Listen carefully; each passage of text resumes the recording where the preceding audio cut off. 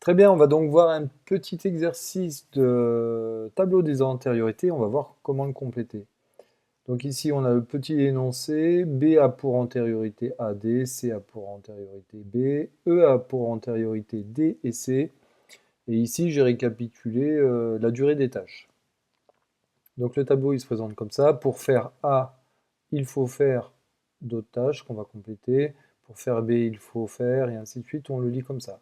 Donc là, pour faire B, il faut faire, B a pour antériorité A et D, ça veut dire, pour faire B, il faut faire A, et il faut avoir fait aussi D.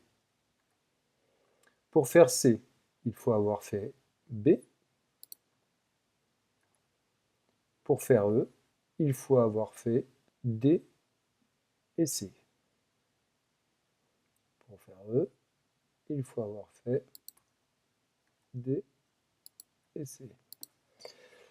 Voilà, donc là on a complété en fait les antériorités, d'accord? Maintenant, on va aller compter le nombre d'antériorités. A n'a aucune antériorité, ça veut dire qu'au niveau 1, on va pouvoir faire la tâche A, puisqu'il n'y a rien à faire avant la tâche A. La tâche B, par contre, elle a deux antériorités, donc on ne peut pas la faire tout de suite. La tâche C, elle a une antériorité. La tâche D a aucune antériorité, donc on va pouvoir la faire. Et la tâche E a deux antériorités.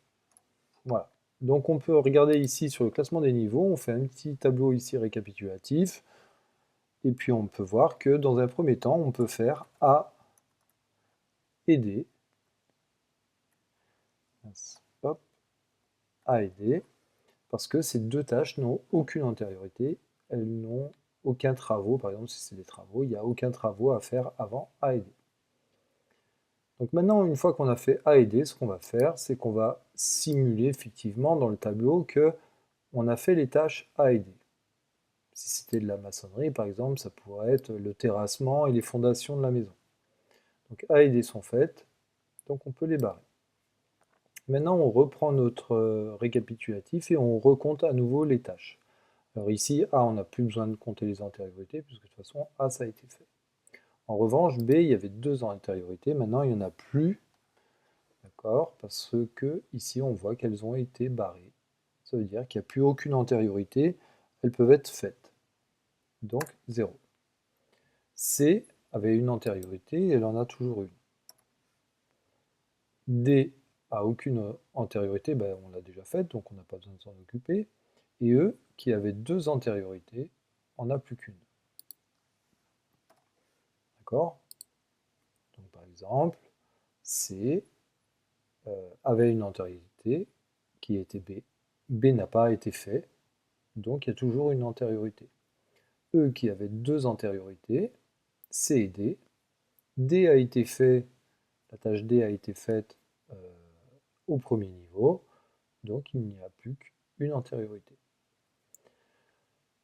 Concernant B, on ne met pas un 0, on met un B par exemple. Et si vous mettez des 0, ça se peut aussi, on peut mettre des 0, et puis ça veut dire qu'ici on doit faire en deuxième étape, au deuxième niveau, la tâche B.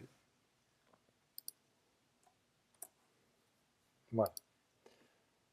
Une fois ici on voit qu'on a fait la tâche B, maintenant on va simuler le fait qu'on l'ait fait en réalité.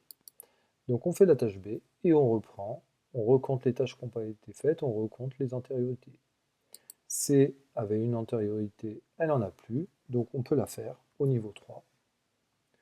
E, la tâche E qui avait une antériorité, en a toujours une. Voilà.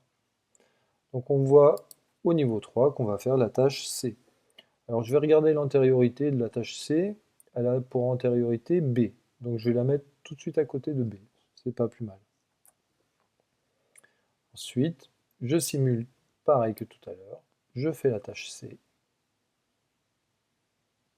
je barre ma case, et je recompte les antériorités. Bon, alors maintenant elles sont toutes faites quasiment, il ne reste plus que E, et normalement, eh bien E, il n'y a plus d'antériorité, ça veut dire qu'au dernier niveau, je peux faire la tâche E.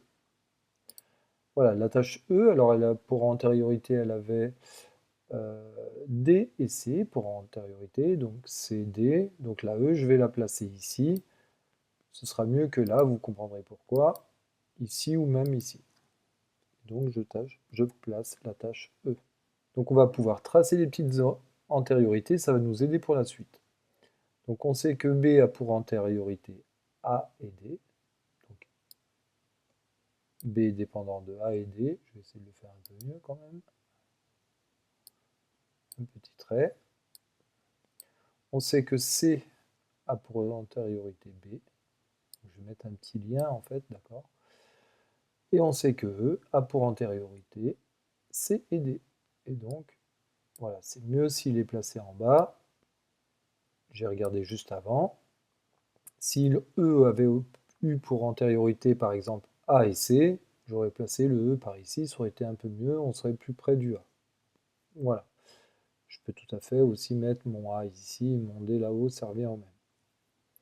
Donc voici comment remplir le tableau des antériorités. Et on va pouvoir maintenant voir la suite, ce sera donc le traçage du diagramme Gantt. Si vous voulez vous entraîner, voici un petit exercice, vous pouvez prendre l'énoncé, refaire le tableau sous Excel, et vous pouvez vous entraîner. Bon courage!